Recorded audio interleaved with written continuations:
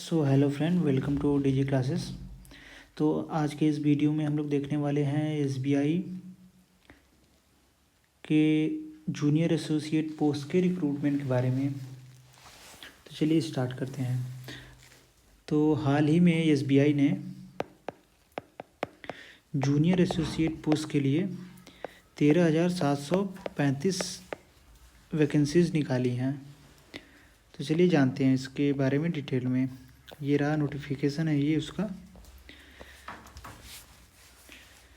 तो जैसे लिखा हुआ है recruitment of junior associate customer support and sales, जिसका ऑनलाइन रजिस्ट्रेशन डेट है स्टार्ट हो रहा है 17 दिसंबर 2024 से और लास्ट डेट है 7 जनवरी 2025 तक। फॉर्म भरा जाएगा। इसमें एक लोकल लैंग्वेज टेस्ट की कुछ रिक्वायरमेंट रहती है। तो यहाँ पे वो लिखा हुआ है कि अगर आपने 10वीं या 12वीं में उस लोकल लैंग्वेज को पढ़ा हुआ है, अगर आप वो एविडेंस दिखा देते हैं कि हमने ऑप्ट किया हुआ है, तो वहाँ पे आपको लोकल लैंग्वेज टेस्ट नहीं देना पड़ेगा। और जब आप फॉर्म भरें तो एक बात का ध्यान रखें कि जो इंटर सर्कल ट्रांसफ़र और inter state transfer junior associate में नहीं होगा। तो जब भी भरें तो सोच समझ के भरें, क्योंकि जब आप अगर हायर हो जाते हैं तो पूरा लाइफ टाइम अगर आप उसी स्टेट में या उसी सर्कल में आपको जॉब करने को मिलेगा, आप ट्रांसफ़र नहीं करा सकते। ठीक है। तो आगे देखते हैं। जो प्रीलिम्स एग्ज़ाम होगा वो उसका टेंटेटिव डेट है फरवरी 2025 में, और मेंस का बताया गया है कि मार्च या अप्रैल में कराया जाएगा। तो देखा जाए प्रीलिम्स के लिए तो 2 महीने हैं और मेंस के लिए 3 से 4 महीने। और ये वैकेंसीज़ हैं, जैसे कुछ रेगुलर हैं, कुछ बैकलॉग वैकेंसीज़ हैं। तो दोनों का ये नोटिफिकेशन में दिया हुआ है। जैसे अहमदाबाद सर्किल के अंदर गुजरात स्टेट में लोकल लैंग्वेज है गुजराती, और यहाँ पे 1073 वैकेंसीज़ हैं। वैसे ही अमरावती सर्कल में आंध्र प्रदेश स्टेट में, जहाँ पे लोकल लैंग्वेज तेलुगु और उर्दू है, वहाँ पे टोटल वैकेंसीज़ 50 हैं और बैकलॉग की कुछ वैकेंसीज़ हैं। यहाँ पे 0 हैं वैकेंसीज़ बैकलॉग की। और जैसे बेंगलुरु सर्कल में कर्नाटक स्टेट में कन्नड़ लोकल लैंग्वेज है, यहाँ पे 50 वैकेंसीज़ हैं जो रेगुलर हैं, और बैकलॉग देखा जाए तो बैकलॉग 203 वैकेंसीज़ हैं। ऐसे करके पूरा 13,735 पद पे निकला हुआ है जूनियर एसोसिएट का।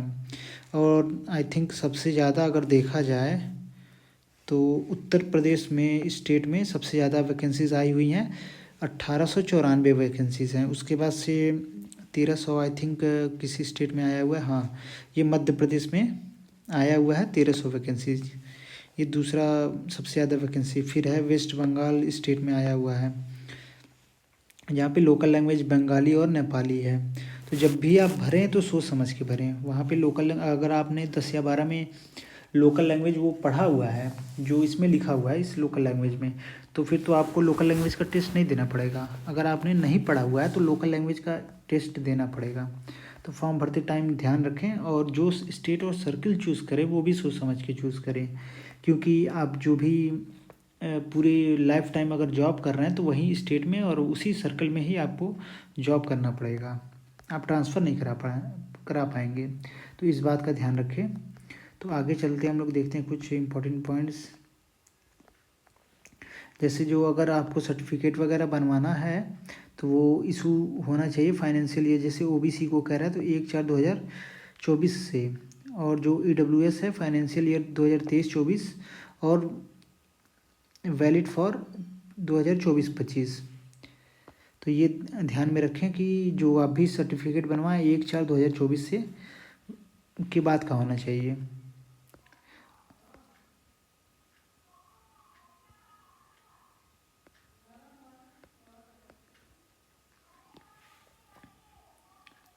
और यहाँ पे एक पॉइंट और लिखा हुआ है, जैसे candidate who are working in SBI in clerical cadre are not eligible to apply under this project. मतलब अगर कोई पहले से अगर वो क्या कहते हैं एसबीआई में क्लैरिकल कैडर में है तो वो इसको अप्लाई नहीं कर पाएगा।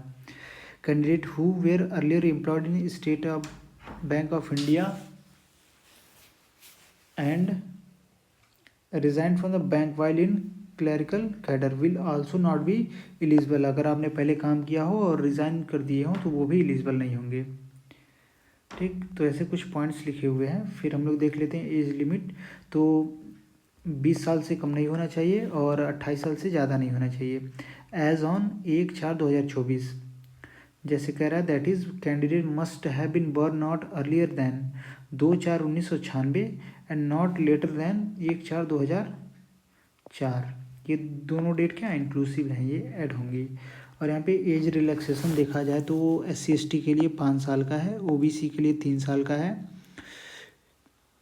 PWD जनरल या EWS के लिए 10 साल का है, PWD SC/ST के लिए 15 साल का है, PWD OBC के लिए 13 साल का है, और एक्स सर्विसमैन के लिए है 3 साल का, और 8 साल का है यहाँ पे डिसेबल्ड के लिए ex serviceman belonging to SC/ST subject to maximum age of 50 साल। अगर मान लीजिए जैसे उनका एज है, अगर 3 साल जोड़ने पे ही 50 साल हो जा रहा है तो उनको 8 साल का एज रिलैक्सेशन नहीं मिल पाएगा, केवल 3 साल ही ऐड किया जाएगा। मैक्सिमम 50 साल रखा गया है, बाउंडेशन जो बाउंड्री है। तो जैसे अप्रेंटिस वालों के लिए भी कुछ एक्स्ट्रा एज रिलैक्सेशन है। SC/ST वालों के लिए 6 साल, OBC के लिए 4 साल, जनरल EWS के लिए 1 साल दिया गया है, PWD SC/ST के लिए 16 साल, PWD OBC के लिए 14 साल, PWD जनरल के लिए 11 साल। ऐसे सारे एज रिलैक्सेशन है। और फिर हम लोग देख लेते हैं एसेंशियल क्वालिफिकेशन। तो यहाँ पे एसेंशियल क्वालिफिकेशन जो है वो ग्रेजुएशन रखा गया है। कहीं से भी किसी भी रिकॉग्नाइज यूनिवर्सिटी से आपके पास ग्रेजुएशन किसी भी सब्जेक्ट में होना चाहिए। अगर आप डुअल डिग्री हैं तो इंश्योर करें कि पासिंग बिफोर ऑन 31/12/2024, उससे पहले अगर पास कर लेते हैं तो फिर आप अप्लाई कर सकते हैं। अगर जो फाइनल ईयर में है वो भी अप्लाई कर सकते हैं। प्रोविजनली सब्जेक्टेड टू कंडीशन, कुछ कंडीशन है। If selected they will have to produce proof of having pass the graduation examination on or before 31/12/2024। अगर जो फाइनल ईयर है वो भी अगर अप्लाई करते हैं तो 31/12/2024 के पहले पास होने का प्रूफ देना पड़ेगा उनको, अगर सेलेक्ट हो जाते हैं तो। कुछ यहाँ पे PWD के लिए रिजर्वेशन वगैरह जो रखा जाता है उसके बारे में बताया गया है, कौन कौन से किस टाइप के रिजर्वेशंस हैं। हाँ, तो वो सब नोटिफिकेशन में आप लोग डिटेल में पढ़ लेंगे, वरना हम बताएंगे तो वीडियो बहुत ज़्यादा लंबा हो जाएगा।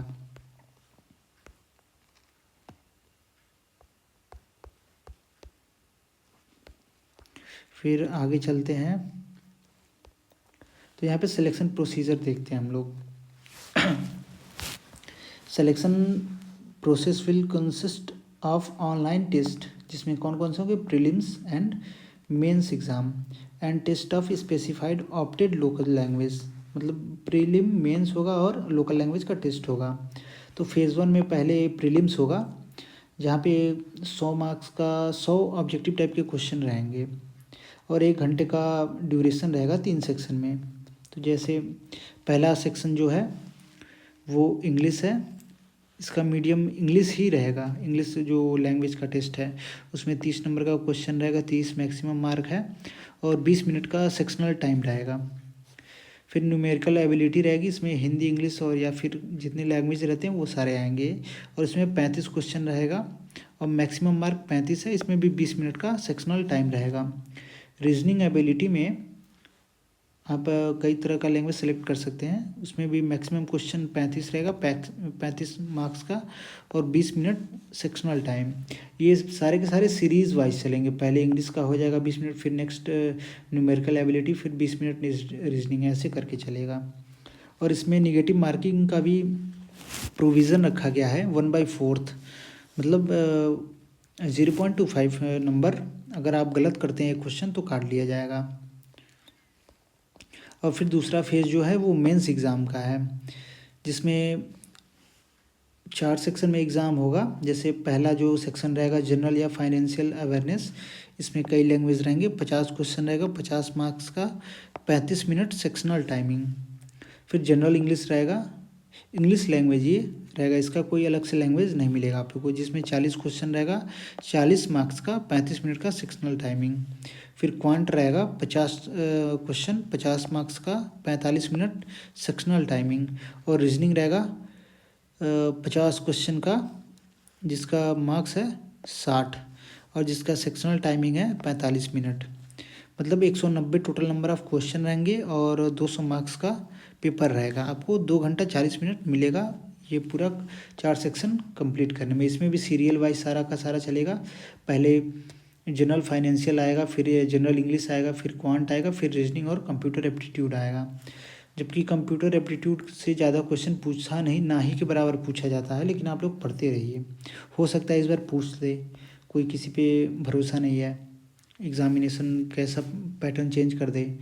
और यहाँ पे एक और पॉइंट है, ट्रेंड अप्रेंटिस ऑफ SBI में be given weightage in the mains examination by awarding 2.5% of the maximum mark. मतलब 5 marks out of 200 as a bonus mark.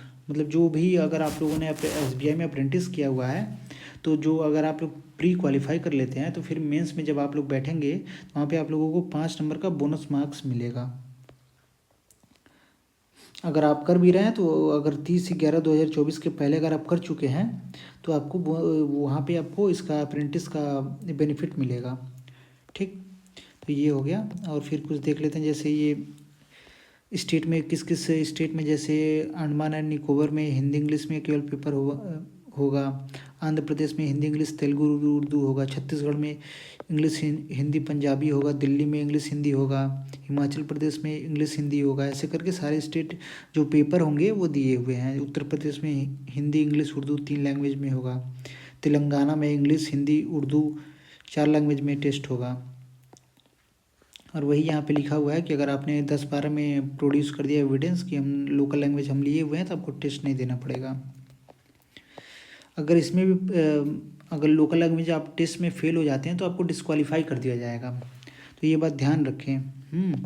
जो फाइनल सिलेक्शन होगा, verification of eligibility of post and information furnished in the online application. मतलब आप online application जब fill करें तो जो भी इंफॉर्मेशन भरें पूरा सही भरें। अगर वहाँ पे भी गलत आपको पाया गया तो वहाँ पे आपको डिस्क्वालीफाई किया जा सकता है। और दूसरा पॉइंट है qualifying in the specified opted local language where applicable as detail above. ये वही लोकल लैंग्वेज वाली बात कह रहा है। तो जो भी इंफॉर्मेशन भरें वो सही भरें। प्रीलिम्स का वही डेट फरवरी में है। और ये एक बात याद रखें, no request for change of examination centre date session shall be entertain. आपको कुछ चेंज वगैरह करने का, एग्जामिनेशन डेट वगैरह सेशन वगैरह चेंज करने का कोई मतलब प्रोविज़न नहीं है इसमें। और यहाँ क्या कह रहा है कि candidate need to bring 2 additional photograph same as pasted by the candidate on the call letter along with call letter and other requested document. अगर जब आप एग्ज़ाम देने जाएँ तो 2 फोटोग्राफ लेके जाएँ। पे स्केल इसमें दिया हुआ है 24,050 से स्टार्ट होगा। और the starting basic pay is 26,730 +2 advance increment admissible to graduates. ठीक। और जो जैसे कह रहा है कि अगर अगर हम मेट्रो मुंबई लाइक शहर में देखते हैं तो टोटल आपको मिलेगा 46,000 का इमोलमेंट्स मिलेगा, plus per month inclusive of DA वगैरह सारा जो अलाउंस वगैरह जोड़ के। और उसमें 2 इंक्रीमेंट भी मिलेगा आपको। इसमें प्रोबेशन पीरियड भी 6 महीने का रहता है। तो जब आप सेलेक्ट हो जाएं तो 6 महीने आपको प्रोबेशन पे रखा जाता है। उसके बीच अगर आप कुछ गलत करते हैं या फिर आपको कहीं से एरर पाया जाता है तो आपको निकाला जा सकता है। यहाँ पे प्री एग्जामिनेशन ट्रेनिंग भी कराया जाएगा SC ST OBC एक सर्विसमैन PWD कैटेगरी के लिए।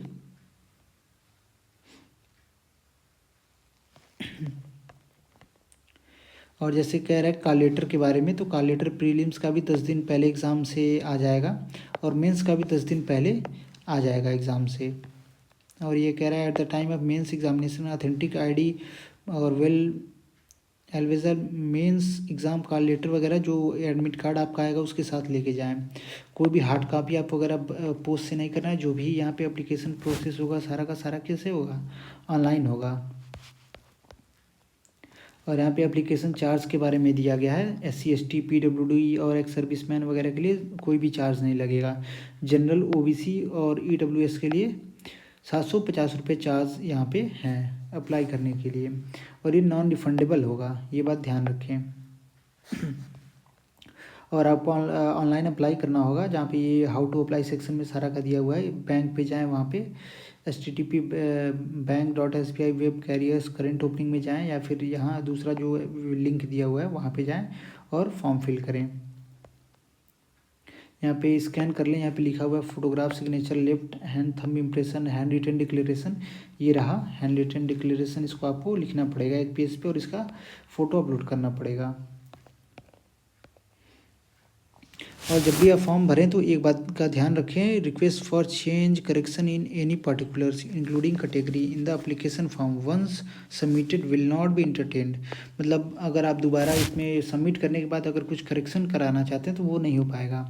तो बहुत ही ध्यान से फॉर्म भरें, वरना बाद में फिर आपको दिक्कत हो सकता है कि सिलेक्शन में या फिर आगे प्रोसेस में आपको दिक्कत हो। तो ये बस इतना ही रहा। और कुछ आपको अगर जानकारी चाहिए एक्स्ट्रा तो कमेंट कर लें, या फिर टेलीग्राम ग्रुप में ज्वाइन हो जाएं, वहाँ से आप क्वेश्चन पूछ सकते हैं डिस्कशन ग्रुप में। ये सेंटर्स का लिस्ट है, स्टेट वाइज है सारा का सारा ये। तो जैसे हम देख लेते हैं नागालैंड का, तो दीमापुर कोहिमा में सेंटर पड़ेगा। तमिलनाडु का बहुत सारा सेंटर है, चेन्नई, कोयम्बटूर, कुड्डालोर, इडोर, काकोर, मदुरई, नागरकोइल, नमक्कल, ऐसे तेलंगाना, त्रिपुरा, उत्तर प्रदेश में है, आगरा, अलीगढ़, बरेली, फैजाबाद, गाजियाबाद, गोरखपुर। वेस्ट बंगाल में देख लिया जाए तो आसनसोल, दुर्गापुर, ग्रेटर कोलकाता, हुगली, हावड़ा, कल्याणी, सिलीगुड़ी, ऐसे सारे के सारे दिया हुआ है। तो आप एग्जामिनेशन सेंटर वगैरह भी देख सकते हैं। और ये सारे के सारे गाइडलाइंस हैं।